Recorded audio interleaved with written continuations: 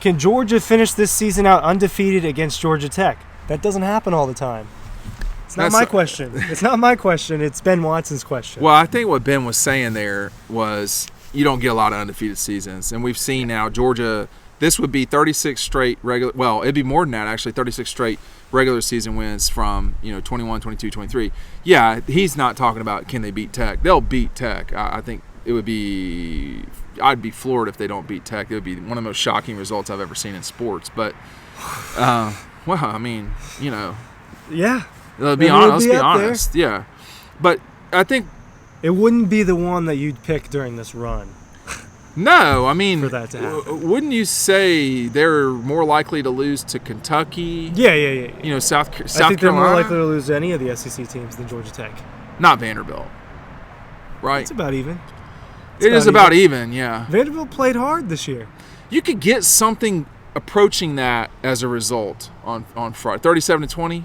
Yeah, Last 17. year was 37-14, and Georgia didn't crush Georgia Tech the way they would think they would a year ago. No, it was 37. 37-14. Yeah, it wasn't, and they didn't. So they didn't play unbelievable a year ago. No, Georgia that was here. Yeah, well, Tech. The weird thing about Tech, they play better in Athens than they do in Atlanta. It's so strange. It might be that the atmosphere, and Ben knows. It might be. It's gotta suck to be at your home stadium and have an away crowd take over. It's just I can't imagine that if I was a Vanderbilt player or a Georgia Tech player. Sometimes it's not like Jordan. Nothing's like they call that upper deck in Atlanta. They call that the Georgia deck because that's who's paid for it through the years. And they toggled the Clemson game. Sometimes that game's at the Dome.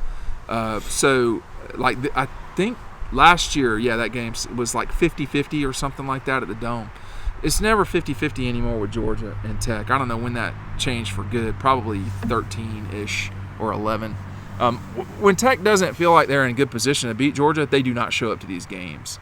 That's one thing that happens. And that was not what Ben experienced. Ben experienced tight games against the Jackets where they thought that they could win. Certainly, maybe not in 2003. That was not a great Tech team. But yeah, I mean, his global point is it is hard to go undefeated. And on this schedule, I mean, like, everybody's like, oh, Georgia's not playing anybody. And it's going to wind up with wins over two top 10, 12 teams. Yeah, and a win over another ranked team there. You think Tennessee will stay ranked? They're ranked right now. I think they probably will. The playoff committee has them at 18. I think they could stay at like 24, 25. Yeah.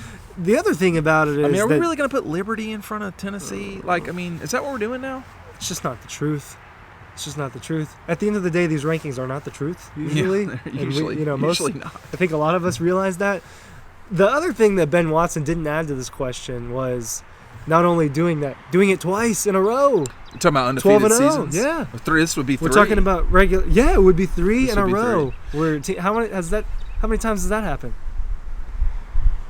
Oh, man. I mean, even those dominant Nebraska teams in the 90s and the SC teams, I remember SC losing just some random Friday game or at Oregon State. Georgia and Georgia could lose to Tech. Again, it could be one of the most shocking things I've ever seen in my entire life, of course. I've survived a tornado at the Georgia Dome, so things happen. But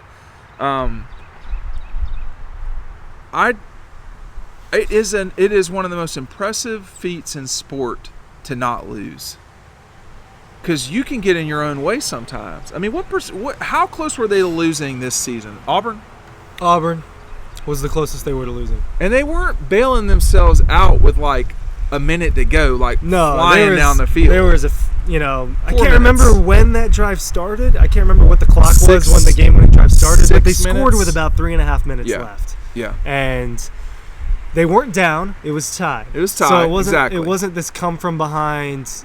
This puts us up. It could have went to overtime if no one scored there. That was more likely, but it didn't feel like they were super close to losing. Well, it felt like it in the third quarter. The beginning of the third quarter. Yeah, but exactly. Even with that, there was plenty of time after that. I didn't feel the way that a lot of people felt there at the beginning of the third quarter when before the Dejan Edwards fumble was called not a fumble. That's when the freak out happens. That's when it was like, bad. Ooh, what what if Georgia really loses this game today?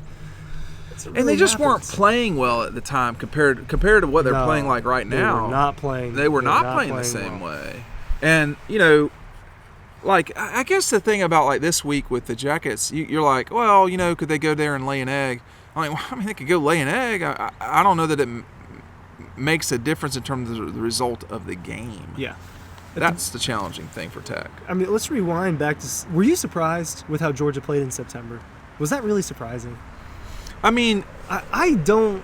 I think the first game, it calibrates you a little bit, because I always tell people, you're going to know in the first quarter what the deal is. They didn't play well in that first quarter at all. But by the end of the first half, it was a blowout. But they haven't played well in a lot of these first quarters. No, but they played pretty well against Tennessee in the first quarter, right? Yeah. I mean, like, go down there and get a field goal, I think. Well, Tennessee, they scored on the next drive, and then they scored on the drive after that. And then it's just like, you know, I think one thing that's happening too is Mike Bobo, who was announced earlier this week as a Broyles semifinalist. Man, Mike has gotten it done. I mean, Dylan Bell, 3 touchdowns, over 100 yards. 2 touchdowns. One receiving, over 100 yards. Carson Beck, the development of Carson Beck. Carson Beck at the end of this year was not the same as he was at the beginning. And it's possible Carson could have a jumpy moment in the SEC championship game at the beginning of it. I mean, who knows? But you got to value each play. And when you're talking about this many undefeated, you know, Georgia's not got an undefeated season yet, but it's looking like it. And you go that long with that much, you know, I don't know about excellence, but that much consistency, that's saying something. I'll tell you the other thing. This is a consistent product right here. Our friends at EcoPoly, we spotlight the table right now, and the sort of the bar chairs. It's red and black. You can get it in any sort of colors that you like. 20-year warranty.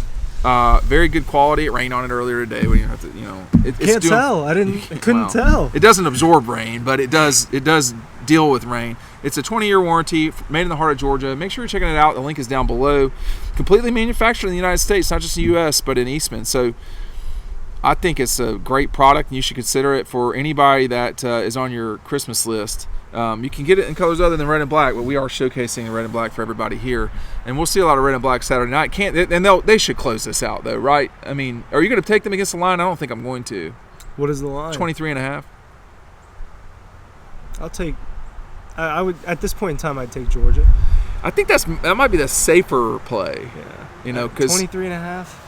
Well, what can put you know, how do you, if you're Tech, how do you even come close to putting the brakes on Georgia?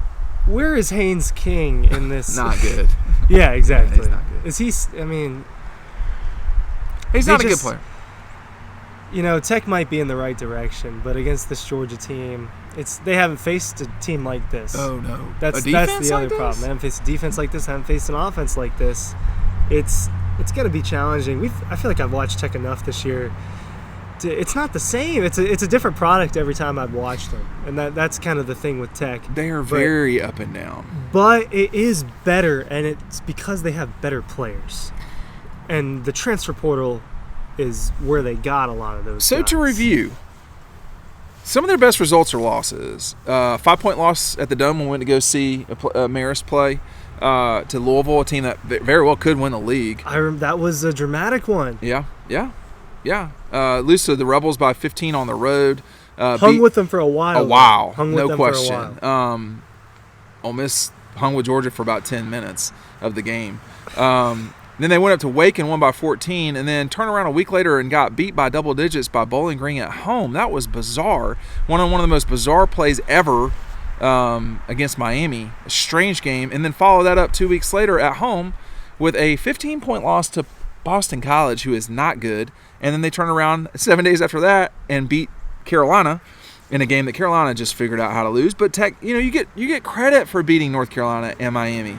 And then they blew out Virginia. And so you're like, okay, these guys kind of got it, you know. Yeah, but North Carolina has proven this year that it's they're trash. Yeah, they're total trash. is a stretch. Accurate term. Yeah, no, I sold North Carolina. Where's the trash cutoff? Just a little bit south of Chapel Hill. I mean, they're just not good. And then they went to the Jackets. I mean, this past week, They beat Syracuse. That was a good win for them. But it was the week before that really bothers me, which was the loss to Clemson. It just looked like a disaster. I mean, it was a total train wreck. It was bad. You can't lose like that, and they did. Haynes King looked completely lost. I mean, Tech was not – I don't know how they scored points. Well, one was that idiot Dabo. Yeah, I said it. Going for it on, faking a punt on your own 10-yard line. Well, the ACC is not good. Let's just call it what it is. And Georgia – if Ben were talking about winning the ACC, even that 36 times in a row would be really hard to pull off. Honestly. Winning the ACC 36 times 36 games in a row playing in ACC play if you're Georgia. That would be hard. I mean, because you'd be playing Clemson, you'd be playing Florida State, North Carolina. Have I sold you yet? I mean, it would still be hard. Yeah, it'd still be hard because you're just playing the sport. It would not be near as hard. Oh, my God. Because outside of that, the drop-off is just... You want to know where the trash line was? About second place in the ACC. You think Georgia's losing to Syracuse? No shot. Georgia's not going up to Syracuse and losing. They're not. Listen, Clemson did that that's once. Clemson, man. That's Clemson territory. That's too much orange at once. That's not what that is. Ben's right though, and he's talking as a professional football player too. Sometimes that bleeds over with these guys. You ain't ever going undefeated in the NFL again. That is long gone. But what Kirby's done with this program should not be undervalued. Winning that many games in a row, I mean, that's tough to do, man. And they're doing it. And in a 3-year stretch, they have a chance to go 44-1, which is just ridiculous. When you think about all the, obviously Alabama beat them pretty bad in Atlanta that day. I was watching that back yesterday, actually. How bad was it? Bad. It was bad, and the reason why I was watching it back was because I was like, man, I was watching the Panthers-Cowboys, and I was like, Bryce Young is not this bad. I was like, this guy is not this bad. When you're surrounded by really bad players. And then I went and watched. He torched one of the best defenses ever. Just torched him. I wonder when you look back at the mystique of that 21 season, what will the stories be in the future about what the truth was the 2 weeks or week leading up to that Alabama game? Because, they got up on them 10-0. And I think to some degree Georgia got tired during that game. But Bryce Young, make no mistake about it, played an absolutely flawless game against Georgia, and he won the Heisman because of it. He played great. Yeah.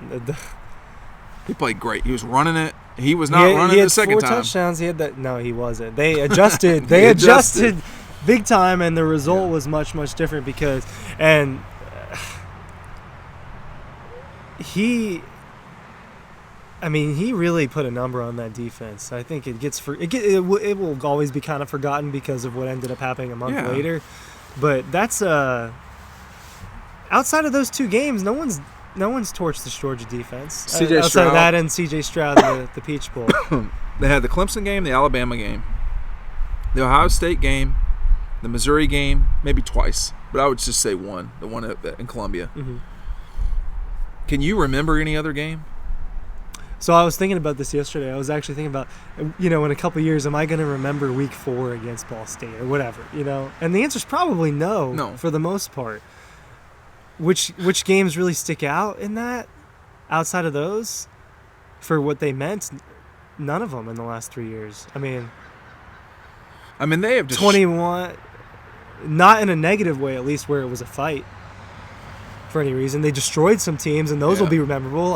I think everyone will remember the Arkansas game a little bit, and even that one's probably going to get forgotten to an extent. Well, it already has. They have been that dominant, and I remember the way Nebraska was in the 90s. I remember the way that Miami was in the late 80s to the early 90s, and they were dominant, no question. USC was close to this.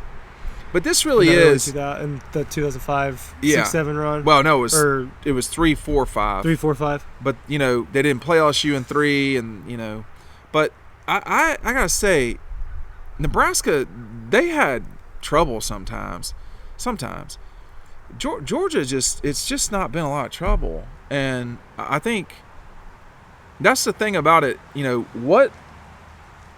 What can trip them up?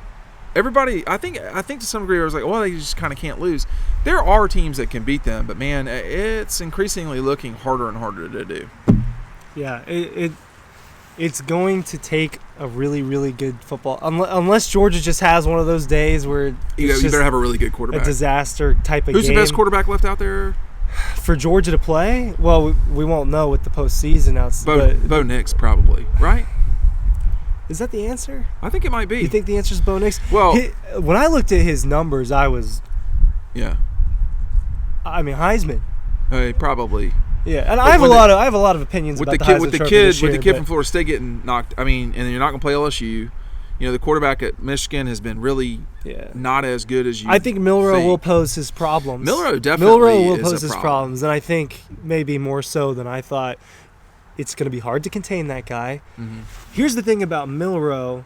The element to his game that I think he lacks a little bit that would make him just an absolute killer against the Georgia defense is when he runs out and makes those plays, it's not, ooh, let me see downfield first. That's what Bryce Young, I'm taking off. That's what Bryce Young does. That's what C.J. Stroud does. That's what Joe Burrow did in 2019. Yeah. Can you extend plays and make plays downfield?